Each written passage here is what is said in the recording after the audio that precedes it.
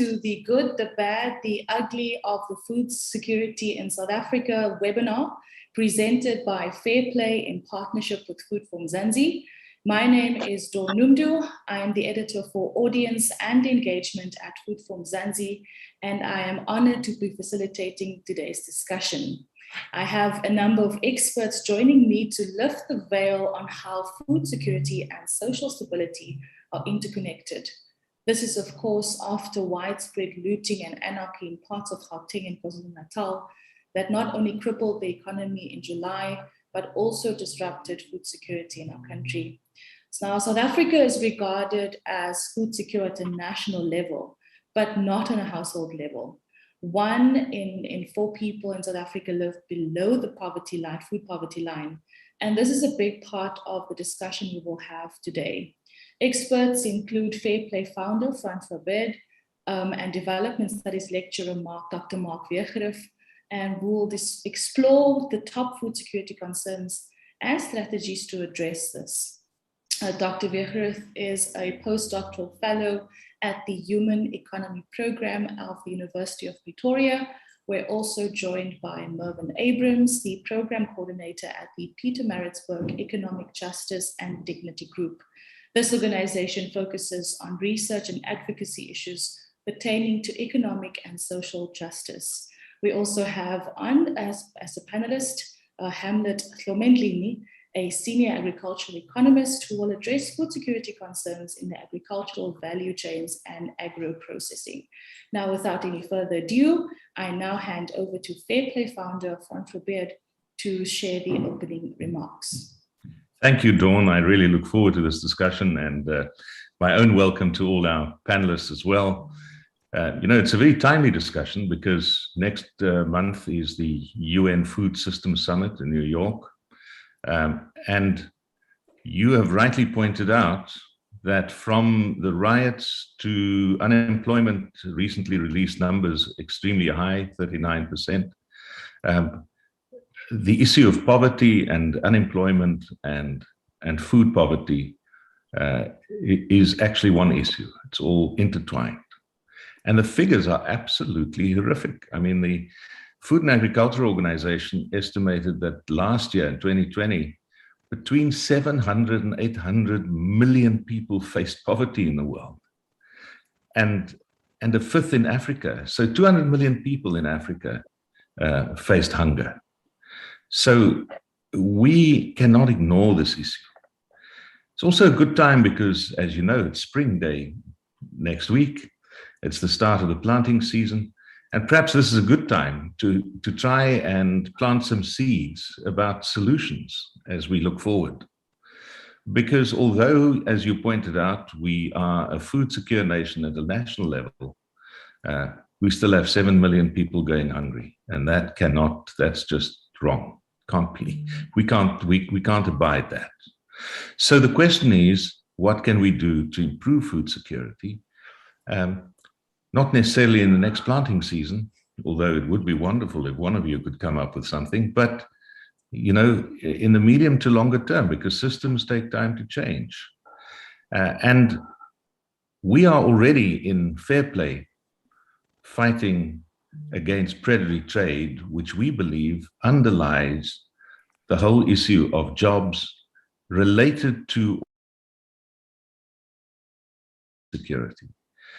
One of which, and it's a thing that simply tugs at me all the time, is malnourished children, because child stunting in South Africa is enormously high.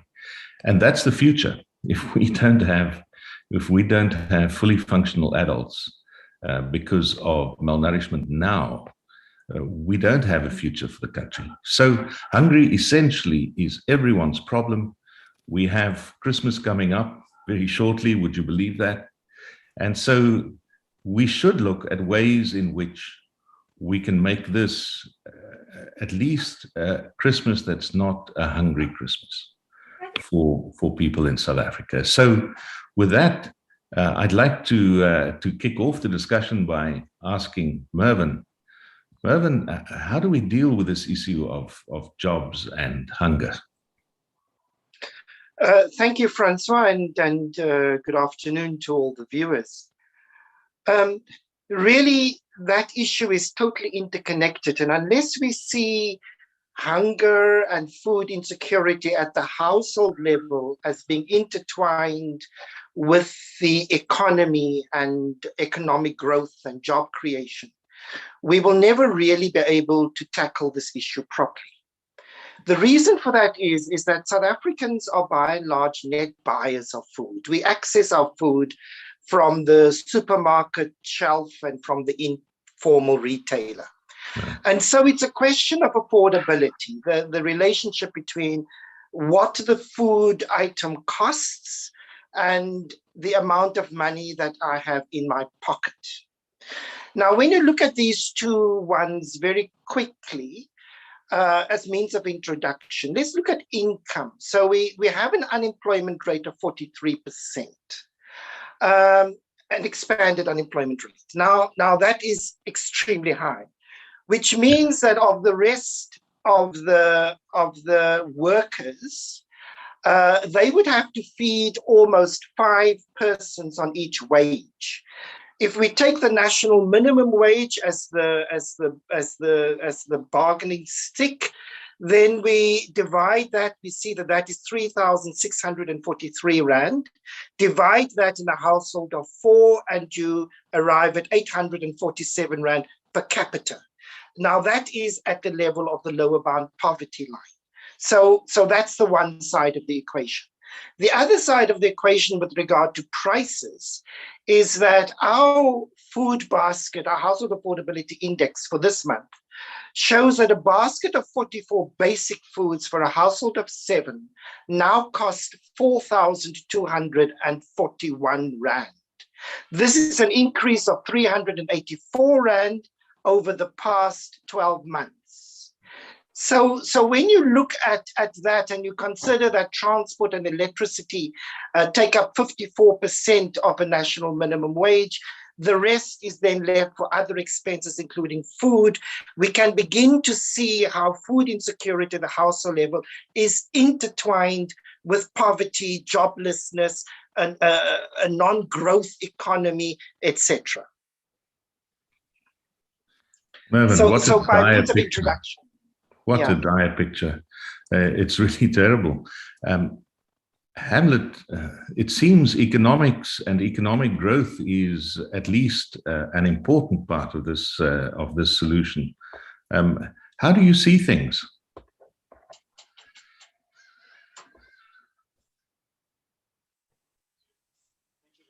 Hamlet, I think your mic is... Unfortunately, we can't hear you. In the meantime, I'm going to ask Mark. Mark, how do we? Thank what you do very we do? much, Francois. Oh, now you can hear us, and we can hear you. That's wonderful. Sorry about that. So you spoke about economic growth. It's funny because I was looking at the South African economic growth and specifically looking at the agricultural sector. And we know that we have a very, very good agricultural sector in South Africa, which has shown a lot of robustness in terms of growth over the past years. And we have actually expanded production to actually the highest levels.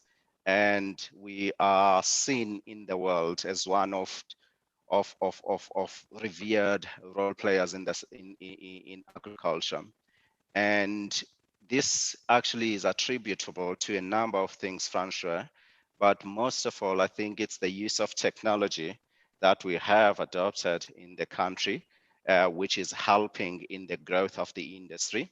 But the problem with regards to the growth in this country, and even if you go down per sector, you will see that it lacks inclusiveness.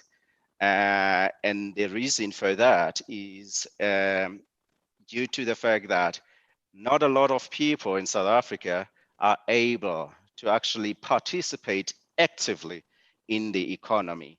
And certainly when you look at the agricultural sector, for instance, and you delve deeper into that growth that we have been seeing over the years, you will realize that it's mostly coming from one side. We have a dualistic agriculture in this country, but that dualistic nature of the agricultural sector means that only one particular side of the sector or value chain in agriculture is contributing to that growth, which is mainly the commercial large-scale agribusiness enterprises, which are driving growth in the sector. And if you look at the small-scale agribusiness enterprises, which are mostly operated or managed by Black citizens in South Africa, they not making a meaningful contribution to that growth. And therefore, if you're not able to participate in the growth of the economy, it therefore means that also the gains will be minimal for you. And that is what we're seeing in South Africa currently, is that we have this huge growth that we're seeing, particularly in the agricultural sector, but not the whole economy, just the agricultural sector, but it's not inclusive enough. And that's where we need to actually look into how do we achieve an inclusive growth in the agricultural sector in South Africa. And touching on what you have touched on already, Don has touched on, Melvin has touched on, is that we have this huge unemployment rate in this country. We saw the numbers that came out yesterday. They are painting a very bleak picture, and we need to do something. And I've always said that in this country, we don't necessarily have a food security problem, but we do have what I call an unemployment problem, because the reason why people are not able to get food, the reason, to your point that you made, we have 7 million people going to bed hungry every night. It's because they do not have income, they don't have employment, and therefore that is one thing that we need to look at to ultimately be able to address the household food insecurity at a household level. Thank you so Hamlet. much. Thank you so much, Hamlet. Francois, I'd maybe like to just come in here and maybe just also mention that we do have an interactive question and answer session. You're on this discussion, on this call as well. So if you do have any questions, we do have something from Gwen Foster. But before we get to Gwen's question, I'd maybe like to get Dr. Wegerif to come into the conversation, and specifically on the last points that Hamlet raised with regards to the unemployment rate that is so high in our country. And one of our biggest challenges is finding ways to support the poorest members of our community to be able to feed themselves. And this obviously is also connected with dignity and respect. How do we tackle this on a grassroots level, Dr. Wegerif? Well, yeah, thanks very much. And thanks to everyone who's here for having me on the panel. Let me just start out by challenging a bit of the language we use. First of all, this thing that we are, as a nation, nationally, we're food secure. I want to reject that notion. It's not the country like the land of South Africa that eats. What can be food secure? It has to be the people. It has to be the people of South Africa food secure, and they obviously are not food secure. So let's even stop talking about as a nation or nationally we're food secure. We're not. Maybe within the boundaries of this country, we do produce, and there is enough food produced to feed everyone. But as a country, which is to me the people, we are not food secure. And then I want to challenge Hamlet. This is not a good agriculture and food sector. It's a disastrous agriculture and food sector. And you gave some of the reasons why it's good. But I don't want to start out from an assumption that this is a good sector. It's not a good sector when it is as unequal as it is. It is not a good sector when so many people go to bed hungry. It's not a good sector when the technology that makes us internationally recognized as highly productive is shedding jobs and leaving people without incomes that they need to buy food. Then it's not a good sector. And when it grows, but it only grows for a few, then it's not a good sector. There's about 7,000 farmers in South Africa, or farms. Sometimes these are just investment companies now owning tracts of land that account for, which is about 0.28% of those who farm in the country, produce about 80% of the output. And then we have about 2.5 million people who do some small Nyana farming, but it's not able to contribute, obviously because of loss of land, because of challenges of access to markets and so on. So it's not working. it's working for a very few people. So, and I think, I mean, one of the descriptions of this discussion was around food security and social stability and saying, are they interconnected? So I just wanted to maybe start on that. And it relates to what I said just now, because it's a highly unequal society, and that's at the core of our problems. And that is going to make it very unstable. You know, we have just 10% of the population own over 85% of the wealth of the country, whereas 50%, the poorest 50%, have a negative 2.5%. That is, the poorest 50% in our country own nothing, or they owe more money than the limited assets they have. And then that's reflected most painfully, I would say, in food.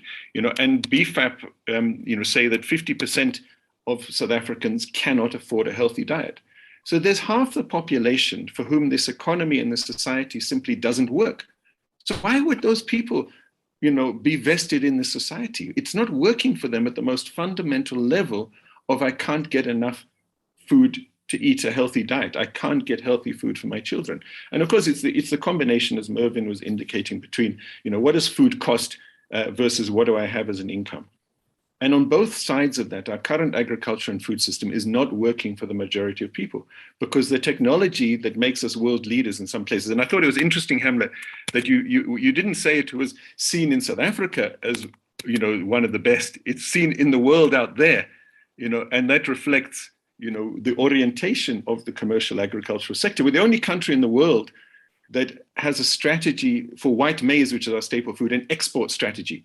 The priority for our white maize strategy of the government at the moment is exports, while this is a staple food that feeds most people. That to me says a lot about where our priorities are. And I would say our priorities have to be with people on the ground. And the current food and agricultural system is not creating enough jobs, and it is not making food accessible enough, especially in terms of price. And I can go into some of the figures. Maybe I've talked too long already, but the gap between what the farmer gets and what we pay in the shops, is quite horrendous. And that's something which is really a food system question that we need to dig into as well and say, how do we address that kind of gap? Because it's not the farmers that are benefiting. I'm not criticizing the farmers. I mentioned maize, so let me just use that as an example. 2 companies in South Africa control 70% of the maize trade. Just 2 companies, 70% of the maize trade.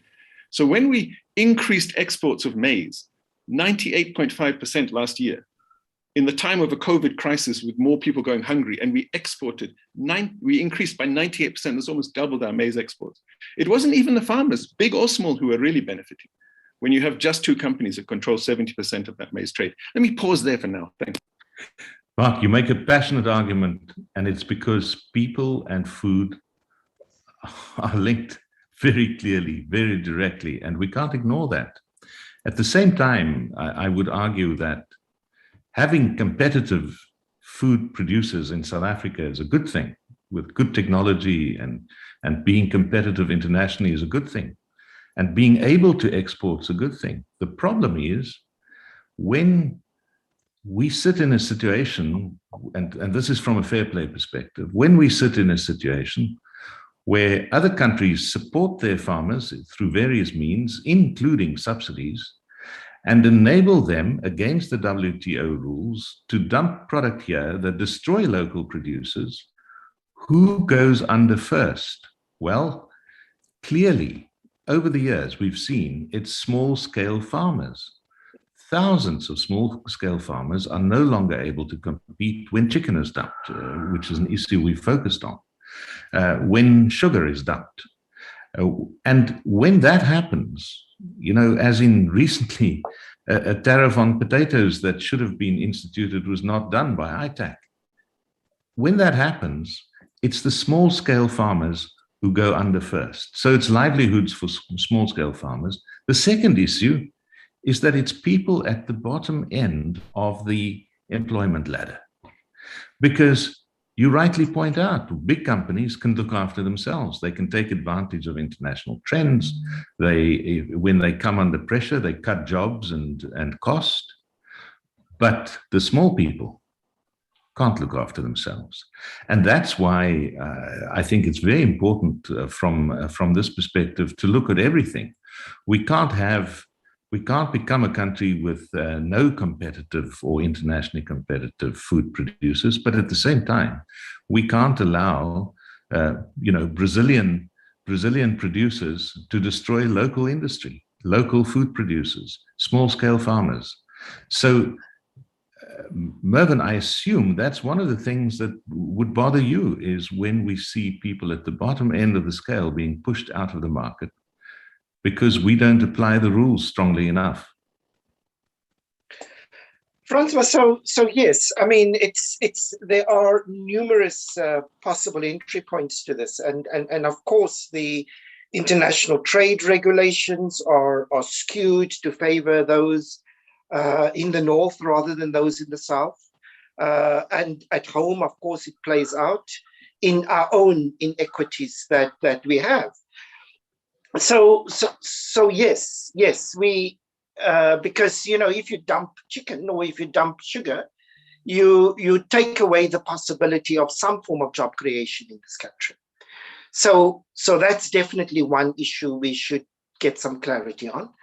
But I also want to agree with what Mark is saying, is that we also have to look locally at the monopolistic nature of big commercial enterprises.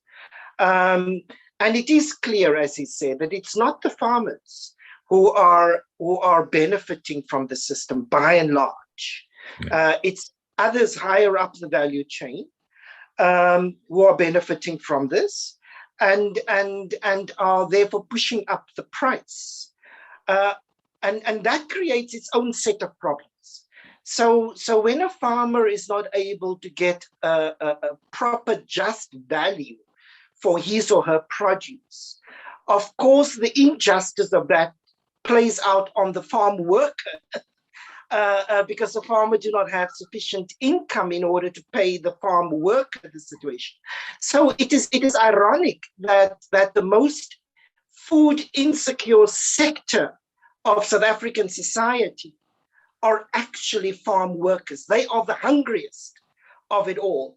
And so therefore the question around, should food be made cheaper or should income be increased is a really interesting one, because a cheap food system will actually be built on the backs of farmers and farm workers.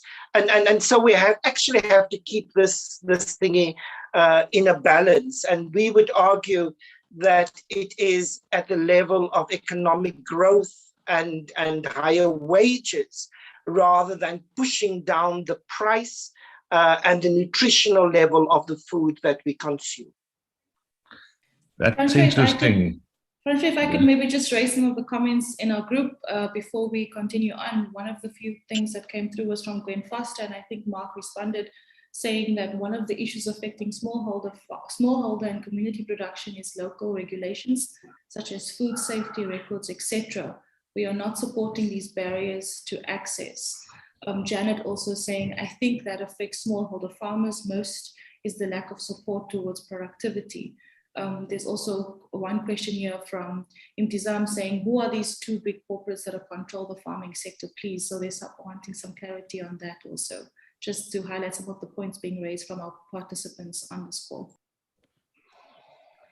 That's right. And if you recall, a lot of money was spent on supporting small business during the lockdowns because of the enormous job creation effort of small business. So I agree with Mark on that one. It's very important. But Hamlet, on the issue of how we bring economic growth, and you mentioned technology, and surely technology is important, and we should get technology into the hands of small-scale farmers as well. I'm sure Mark would agree with that, and Mervyn would agree that we need to make everyone more productive and better. But what else can be done to encourage growth, also in terms of the wealth of farm workers? Because this idea that you work on a farm producing food and you go hungry, how can we even live with that? Yeah, that is the most sad part, Francois, and I agree with Melvin on that.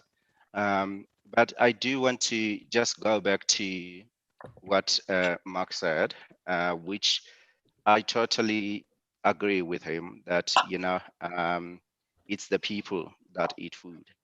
It's not really the country. But I do also want to say we cannot blame that on the sector. The sector is doing well as a sector, and we need to acknowledge that. And I think the problem that we have in the country, it relates to the policies that we implement in the country that are actually the ones to blame in terms of why we have not why we have not achieved inclusive growth in the sector 27 years since the country transitioned into democracy. So I think that's where the debate should be around. It should not be around the fact that, to Mark's point, that there's something wrong. There's nothing wrong.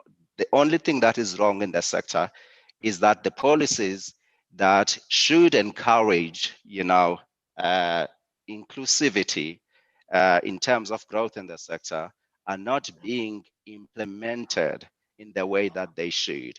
And another thing that I want to highlight also is that when you look at the food security in this country and looking at the components thereof, is that looking at the three components: one, the availability; two, the affordability; and three, on the nutrition side. We don't have so much issues on that, and I know the debate might come around the issues that we have seen in the past 2 years with regards to listeriosis and all of those things. It's something that happens everywhere. But let me come back to the issue of affordability. In South Africa, the current prices that we have around food are very competitive. Actually, they are very competitive comparing to our emerging market counterparts and some of actually the developed countries in the world. Again, I'm going to say that it's not the issue of affordability. For me, it's an issue of not having money, which should be coming to citizens through employment, that is not getting them food. It's also important also to highlight that when it comes to the farm workers in the sector, and I agree with Malvin, most of the farm workers in this country, they are the ones that are actually affected the most by food insecurity in this country. And we need to look into that. And one of the things that we need to do is, can't we push a policy that will ensure that farm workers are actually part owners to these farms that they are working for? And I think that is actually very important, so that they can have also something to claim on the farms that they are actually working for. On the issue of productivity, I don't think so much productivity is a problem, because productivity for me is as a result, is a consequence of something, is as a result of something. If, for instance, we still have so much barriers to entry into the agribusiness sector, particularly for those that are currently excluded in the sector, then productivity, we can talk about it until the cows come home. Nothing is going to happen. Number two, it is important that even when we talk of what needs to happen in the agricultural sector to achieve inclusivity, or to have well representation of the demographics of this country, it's important that when we do that, we make those particular citizens part of the solution in terms of what they would like to see coming for them. Because most of the time, a lot of these things and initiatives that are being driven in South Africa, they are decided somewhere for people that are sitting in rural communities elsewhere. and then they are driven or shoved down their throat, without somebody having gone to actually go to them and say, okay, this area, what is the biggest issue according to you, and how can we solve it? And one of the areas for me that is the biggest issue in this country is an area of infrastructure. Rural infrastructure in this country is the biggest issue for me, because even if you have small scale agribusiness enterprises that are operating in the rural areas and would like to be integrated into the value chain, that would not happen with a poor infrastructure. We can never achieve any inclusive growth in this country with a third grade infrastructure that we're seeing in most of the rural communities right now, where farming operations actually exist for a lot of people in this country. That's so important, this whole issue of infrastructure. And in FairPlay, we like to say we talk about the problem 20% of the time, but we try and find solutions 80% of the time. And I think you've mentioned one solution, which is rural infrastructure. That's very important. Mark, what other solutions might we move to? Well, before getting to the solutions, let me just highlight a bit of the problem. And when we're talking about the price issue, let me just give you a very concrete sort of example. I've been doing research on the fresh produce trade in particular. Now, if you look over the last year, and this is fairly typical of other years from what we've seen, but taken from the beginning of the COVID-19 pandemic, April 2020 to March 21, the 12-month period, take a simple item like onions, which is sort of a staple in people's diets in their cooking. And you can look at the fresh produce market prices, like Johannesburg Fresh Produce Market, okay? The average price over that period was around 4.30 per kilo, which is essentially what the farmer's getting less 12.5%. So the farmer's getting on average 3.77 per kilo for onions over the 12 months up to March. Yeah. The average retail price over the same period was 16.80 Rand. Okay. That is a difference of 12.49 Rand per kilo, or 294% difference. This is an onion, okay? It is not processed, it's not ground, it's not changed, it's an onion. Between the wholesale price and the farmer price, 3.77 to the average retail price you pay in the mainstream shop, 16.80 Rand is that price. That's, as I say, just repeating myself. But for me, eye-watering, to use a unfortunate pun, but 12.49 Rand, almost 300% difference. Now, where is that going? Where is that going? Now, there's clearly some room for improvement there. And we can look at other bigger examples, of the way in which there's some companies who are making a lot of money out of this food system. And even as food's becoming less and less affordable, as Mervin's work shows and other work shows. I mean, all our big food companies, ShopRite just yesterday reported great new, earnings per share. Tiger Brands in the 6 months to March this year, compared to the previous 6 months. So that's 6 months under COVID compared to 6 months before. They had over 121% increase in their earnings per share.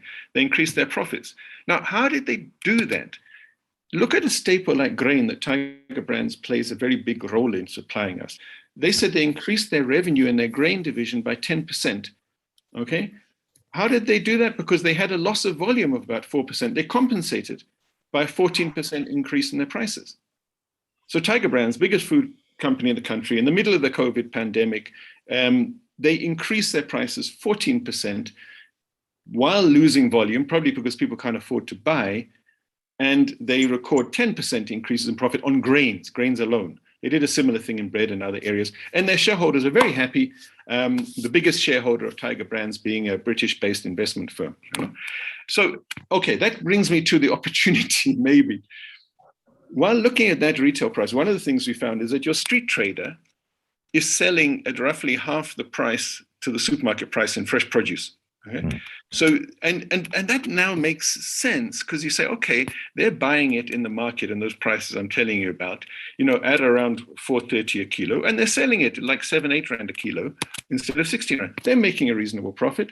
They're supporting themselves, sometimes employing someone else, and they're making the food much more accessible to people there. And what we have found also is that farmers, another research I was recently involved in was looking at black farmers in the fresh produce sector.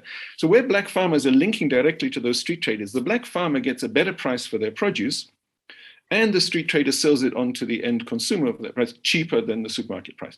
There is a great opportunity to me. And that opportunity is not about people joining the corporate value chains. It's actually about staying out of those corporate value chains, which tend to put the squeeze on those farmers and so on. It's about setting up a different network and connection to more localized markets. I'm not saying only localized. I'm not ruling out the value of certain exports as well, just to be clear on that.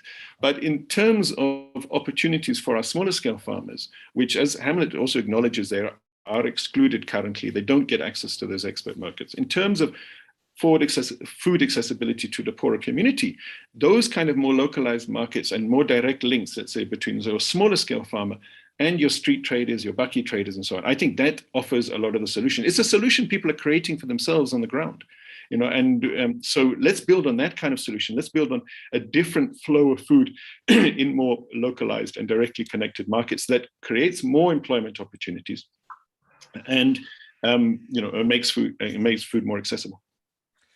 Mark, you make an important point. I would distinguish between the corporate supply chain and the food value chain, because what I hear you say is we should expand the food value chain.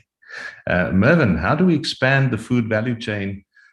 There's one idea. The one idea is linking small-scale farmers, or I suppose all farmers, to the different distributors on a small scale in pavement traders and so on.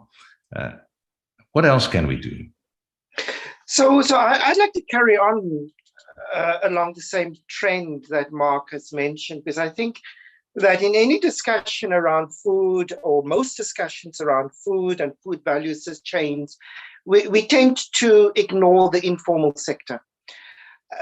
It seems to us one of our biggest learnings last year, and it's strange because we should have been aware of it, was the role, the intensity, the magnitude of the informal sector in terms of feeding low-income households. Because when COVID regulations inadvertently stopped the informal sector from operating, was exactly the time a week later when we saw this spike in hunger across the country. That was around May of last year. That was a direct consequence of the informal sector being closed down. So it seems to us that we should be supporting the informal sector much more. And I want to raise that from another angle. The idea of local food systems, which is not just a South African idea, but which is a global idea.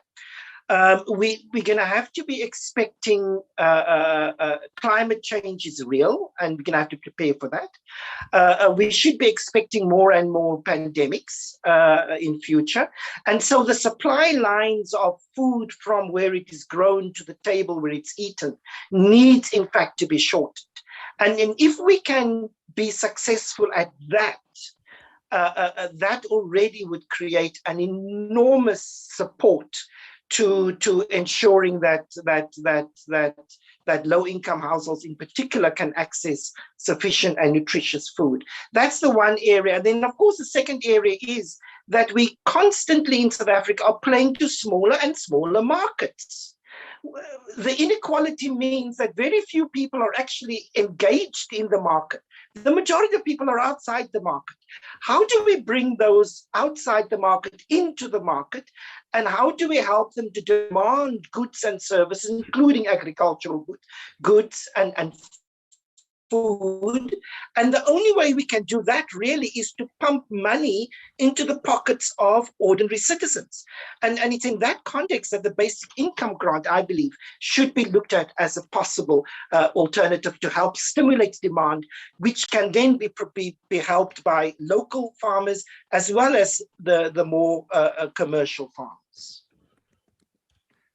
So all of you support the idea of helping small-scale farmers. We believe the biggest thing that the government can do from a regulatory perspective, one, and I think you touched on it, Mark, is to ease regulatory rules or regulatory enablement for small-scale farmers, make it easier for them, and small-scale sellers, the retail chain, the informal retail chain. But on a macro level, at FairPlay, we think a vital element is to clamp down on dumping, because frankly, Brazilian chickens don't eat South African maize, and when they come in here, they're not helping anyone because the profit goes to the middleman. Now, how do you think we can? So that's one solution that we stand for, is really a serious effort to keep predatory trade out of the country. But what other efforts can we make to ensure that we solve food insecurity on a large scale? Hamlet.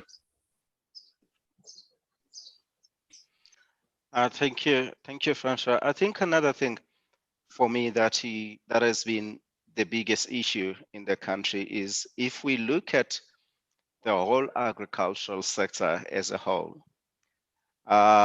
it's still rooted for me in the past historical legacy of which we have already discussed in exclusion. But also we can debate in terms of what needs to really happen to get everybody who wants to get in the sector be able to do so. But the biggest issue for me is looking at the landscape of agriculture. There's a number of things that are happening. Mark alluded to that you have mostly, which I touched on as well, a lot of those 39,000 commercial farmers that are contributing now to the growth. The question is, how do we get others more? But even in that 39,000 commercial farmers that are driving the sector, if we look at them, it's a group that is really aging, Francois. And we need to start talking about, how do we address the aging population in the agricultural sector, which indeed is actually driving growth in the sector currently. And I've had numerous conversations around this point and numerous requests from young people in this country asking a question of, how do I get into the sector? Because I see that I can do something here. One thing that we need to do first is to change the image of the sector. That's one thing for me. We need to make the sector look like more representative of the demographics of this country. But over and above that, let's get more young people into the sector. And for them to get into the sector, there has to be a point where they see that there is value for them in the sector. Let's voice out what are those incentives that can attract them into the sector if they are, and let them actually access those incentives. Another thing that I think we need to start looking at in this country, I'm in a banking space, is when you look at the commercial banking sector in this country, it would look like it's discriminatory against small-scale agribusiness enterprises. I keep on using these words because it's very important that We understand that when you get into the sector, you get into the sector to be commercialized, you know, for you to be able to make a meaningful contribution to the growth. Commercialization is very important. So going back to the point of the banking sector, looking like it is discriminatory against small-scale agribusiness enterprises. And it's a point that is a lot of people are talking about. My point is this: perhaps we need to look at the financing models within the commercial banking sector and see what concessions we can make to accommodate those small-scale agribusiness enterprises that would not have what the normal big business would have in terms of a very strong balance sheet, in terms of a strong collateral and all of that. But we need to find a way of how do we look at a small-scale agribusiness enterprise. We should not have the same requirements for the small-scale business enterprises as we do have for the commercial large-scale big businesses, which do have a strong balance sheet, which do have collateral. So one thing that I need to emphasize is that financial support is key to ensuring that whoever comes in at an entry point into the sector, they are supported with those resources that will make them successful. And currently, both in the private sector and in government, that support, in my view, it's not really coming. And government should not be scared to actually invest into the small scale agribusiness or business enterprises. You alluded to, Francois, that there are so many countries that are providing financial support to their small scale businesses and even subsidies in other countries. When you look at South Africa, which is competing at a global market with countries that are being supported by their governments, South Africa is not doing that to a greater extent. And that is one thing that we need to, we need to look at. Thank you, Hamlet. I just want to say, Dawn, this webinar is already having an effect. Someone asked about a food bank. Douglas came up and said, well, I'm working on one. And suddenly Chris Engelbrecht said, well, maybe we can link and do something in the Eastern Cape. And this, for me, is the most encouraging thing when instead of talking, we connect. No, definitely. What can we do to connect better? How do we connect small-scale farmers with finance? How do we connect them with better technology? How do we connect the policymakers to provide infrastructure? Even something simple. I mean, Mervyn mentioned the effect on the informal sector and hunger as a result of lockdowns. How do we get some better policy making done in this whole effort? Before Mark starts, could I maybe also just highlight one of the last points that Hamlet was making around, the type of jobs that are available within the agricultural sector. I think so many of what's available is often overlooked by young people who enter the sector. Yeah. They just think about farming and agricultural work. And I mean, I work in the agricultural sector, but as a journalist. So what are some of the scarce jobs that we can sort of look at and encourage young people and people who need jobs to look into and apply for? And what do we encourage in terms of development in that aspect? And how do we recruit and retain this talent within the sector? Maybe we can also move the conversation towards that, Mark. Okay, well, there are many issues, but in terms of getting to the right kind of policies, I think we need to change our way of thinking. And I don't think the solution is trying to integrate more people into the dominant current corporate system that's been talked about. And I don't agree that what I'm talking about is supply chains. And if you look at the theory and the history of supply chains from Porter and onwards and so on, I mean, that is about where the lead company arranges this whole supply chain. I'm not in favor of that. We actually need more open markets And I'm in favor of markets, but real markets where real people meet and trade with each other, and that's different from a supply chain. We're having more and more like supply chains and less real markets. And on that, there's many things I want to touch on, but I do want to mention that the municipal fresh produce markets in the country still perform a really important role, and what you can see there is that, yes, I mean, there's challenges with them. I don't want to go into all of those, but they still create the space where you get that price discovery between supply and demand. They create the space where even if you're a small farmer, you might complain about pricing, whatever, but you can sell.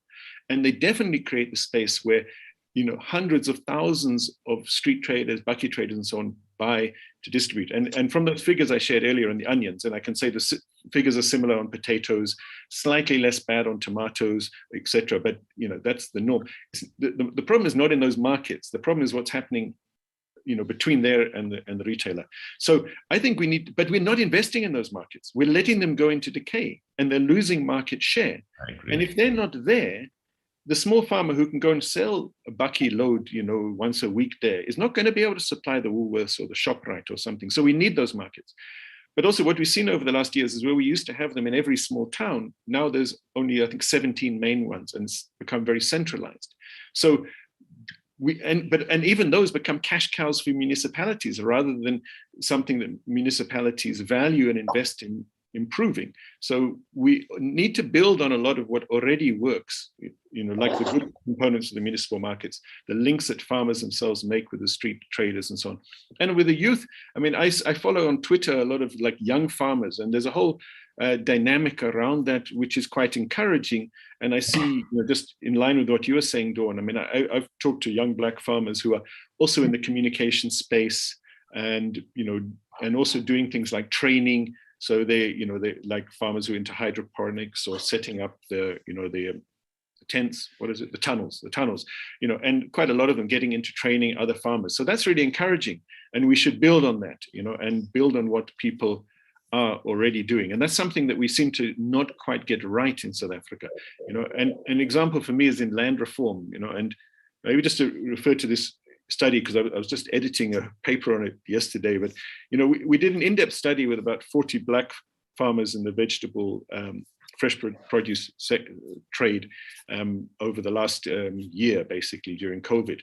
And of those 40 farmers, these are all Black small-scale farmers, under 50 hectares, most of them under 10 hectares of land, but they are all selling to markets. So they're selling. But 11 of them have totally insecure tenure on the land they're on. They're renting from other people, or they have like no even clear rental arrangement. 23 of them are on communal land and questionable security there. Only 5 of them own land, and 2 of those who are renting, they're renting land from land redistribution beneficiaries who can't produce. So the government's giving land to some people who don't or can't produce. In some cases, they're renting to another farmer. But the fact that you've got these farmers, and 13 of the 14 were under 35, so that there's young people there. They are working and they're trying to do that. So that's what we have to build on. But when young Black farmers are farming and selling to the market, but they can't get land, then there's something going wrong with our land reform. And where young Black farmers have got land and they're producing, but they can't get viable markets, then there's something wrong happening there. So I think, we do need more land reforms, but that has to go along with other changes and transformations in the food sector that open up markets and so on, and create different kinds of market links and networks. But build on what people are doing, open up the space, create that right of a place to trade, and where you can undercut that supermarket, create that right to some land where you can produce if you're going to produce, and produce on that land, and build on what people are already doing. Yeah, community markets. What a wonderful idea. I think that's a terrific idea. And all part of the value chain. Mervyn, it looks like you're bursting at the seams to contribute. So not, I mean, I think it's an extremely interesting idea that you've just mentioned around community markets. And in response to your question, why are we not getting good policy?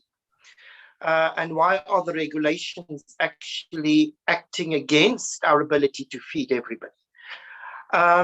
Really is, I think, that government has adopted a particular form of a mindset, which is the bigger the commercial enterprise, the better.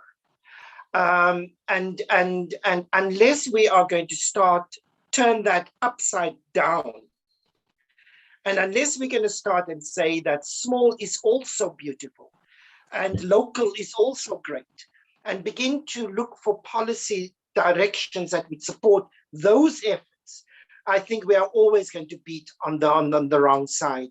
I mean, I don't know if one of the companies that Mark alluded to in terms of produce, but I mean, I've heard of tomatoes being so expensive because it's being transported all the way from Limpopo down to KZN.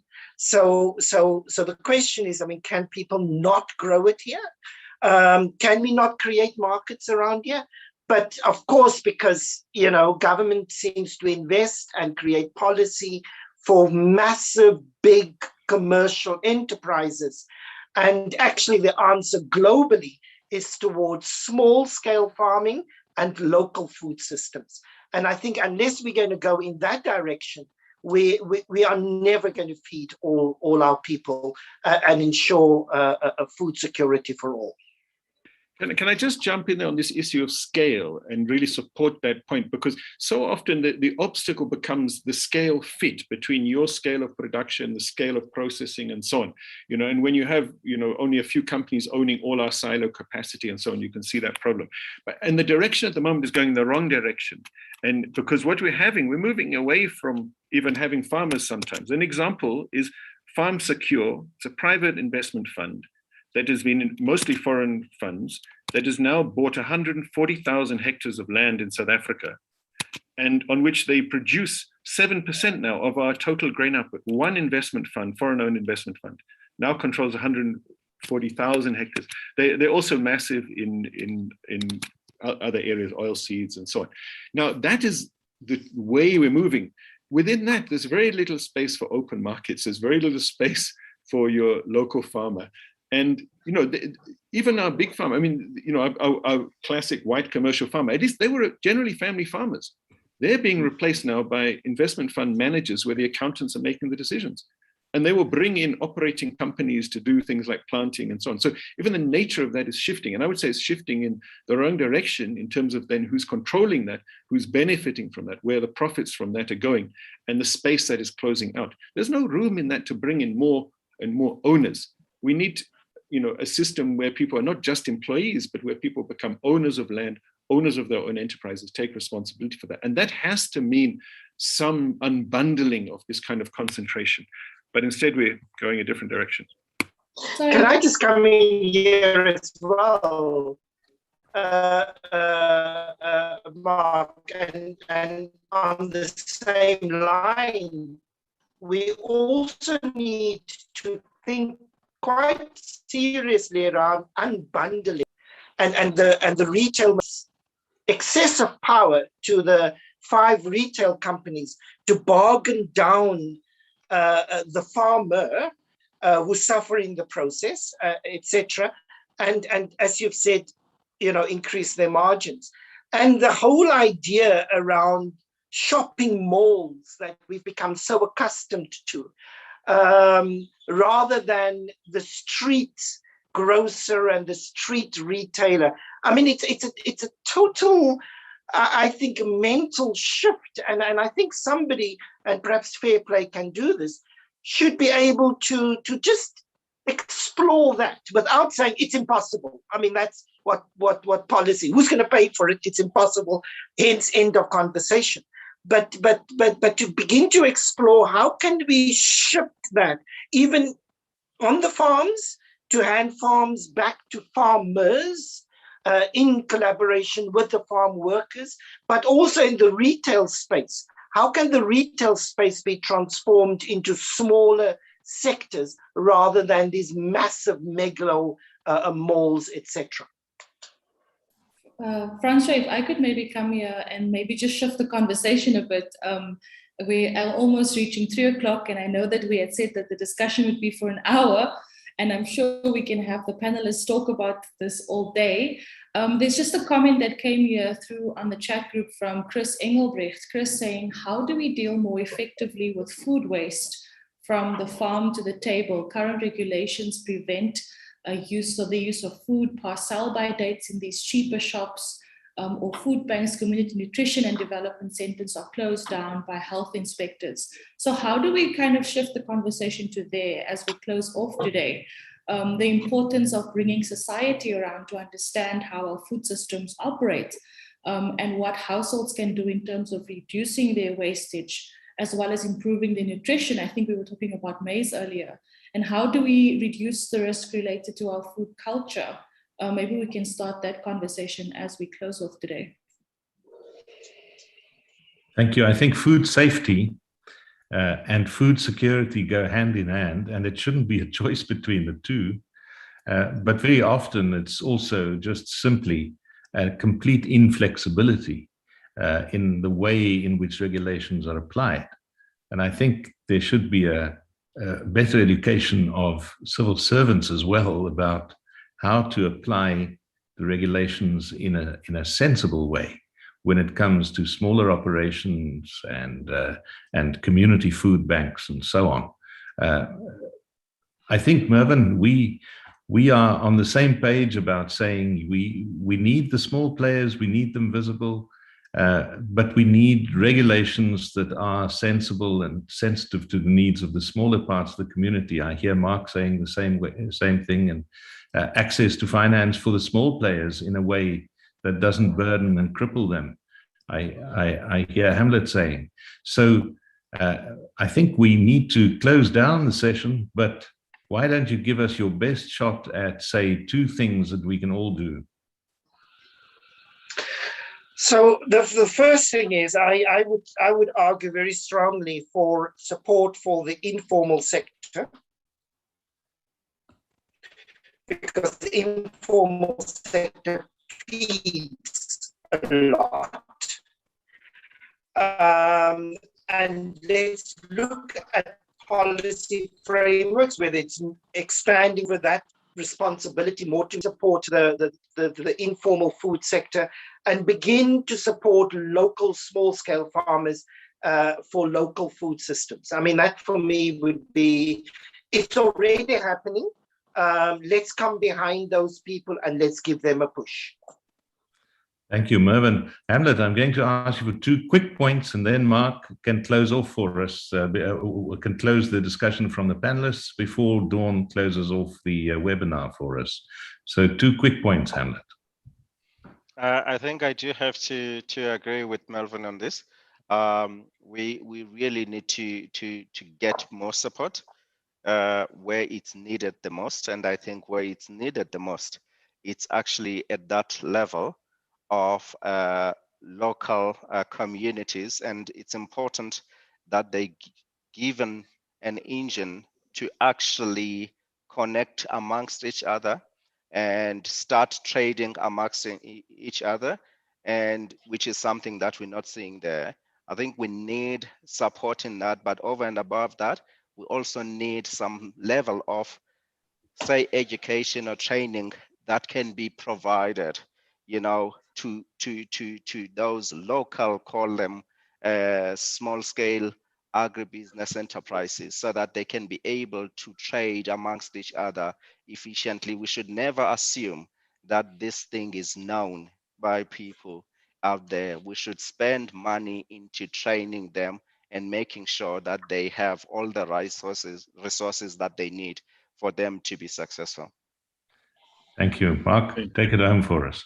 Yeah, well, I would respond on the waste question as well with an approach that would cover the other issues you've been raising as well, which is to have a more circular economy. I was going to say that before you put that in the chat line, Chris. I only saw your comment now.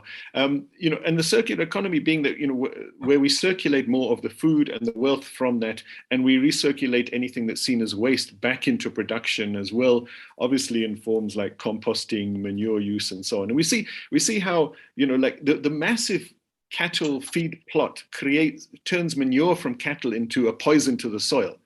But small farmers linked to horticulture use that manure as the engine for the energy for feeding and growing the horticulture. So we need a multitude of different actors that are linked in more circular relations that maximize the value within communities and local communities. I do just want to say we can't over-localize, especially in South Africa with its inequality, rural-urban inequalities and so on. We have people who live in communities that are too poor. You can't just circulate poverty in that. They do need links beyond that. But you can still structure those links in a more circular way and with more actors involved in that, smaller scale actors involved in that. That's still quite possible. So I think that's what we have to work on. And it requires the right regulation, because look, you can't, the shareholding corporation is going to try and serve its shareholders' interests. So it has to be regulated. We can't just appeal to goodwill. And we have to invest in infrastructure, as others have said, but the right kind of infrastructure to support, for example, those local markets, the right kind of technology that works for the smaller scale producer and smaller scale processing and so on. So the right regulation that supports that, the right local planning, and the right kind of technology to support more circular economies with multitudes of actors who own something in this. That's hopeful. Dawn, will you close up for us? Thank you so much, Francois. I was actually hoping that you'd take the last word, but maybe just one comment from, I would maybe hand over to you as we close off. I think one of the important things is that we build resilience at community level. I think we learn so much, and some of the points that Mervyn raised is about, we learn from many communities and the non-governmental sector, such as churches, charities, and local entrepreneurs and volunteers that have seen local hunger and stepped in to help those that are vulnerable, the same way that you would go to your neighbor and ask for a cup of sugar or a tea bag or an egg. That's basically how it works. And so sometimes it's also it's important to identify individuals rather than groups. And one of the important things that came up today and that you mentioned earlier, Francois, is building the right kind of networks. And that happened while we were having this discussion today. So I'd just like to thank you again for inviting me to facilitate. It feels more of like a discussion more than anything else. And thank you so much for everyone who engaged on the platform. We hope to have many more of these conversations in the future with FairPlay and Food for Mzansi. So last word over to you, Francois. It's so nice of you, Dawn. Thank you. Well, without Food for Mzansi, this wouldn't have happened. And Dawn, you're always willing to put Food for Mzansi out there and to help us to get the message across, but more importantly, to make the connections and to learn from each other.